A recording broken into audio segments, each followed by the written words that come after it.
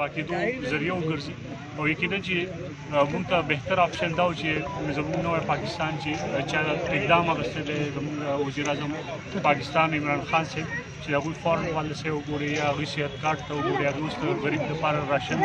راشن کارت اعلان چې کوم یقینا چې هغه د ستاینې وړ دی او څنګه چې زموږ وزیر اعلی محمود خان صاحب راغی د هغوی د زړه ټولو شکریه ادا کوم چې په دې خاوره باندې موږ لا زموږ خاندان لا زموږ پارټۍ لا چې زموږ د پارټۍ څومره مشران دي قایدین دي نوجوانان دي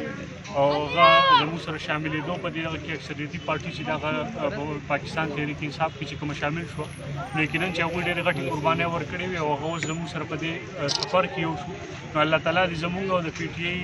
د دواړو د قایدینو د ورکرانو د عہدیدارانو د سفر د خیر کړي او زه په دې کې کامیابي نه ما چې زه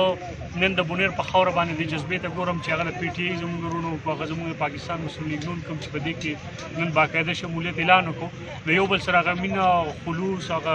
نتیجه تاسو ولیده نو داسې ما چېرته شمولیتي جلسه به تاسو لیدلې د مونږ داسې لیدلې ده چې کومه تاریخي جلسه په دې خاوره باندې مونږ وکړه نو بونیر خلکو چې کوم عزت زموږ کورنۍ زموږ ډلې له راکړو زموږ بچي به په هغوی باندې قرباني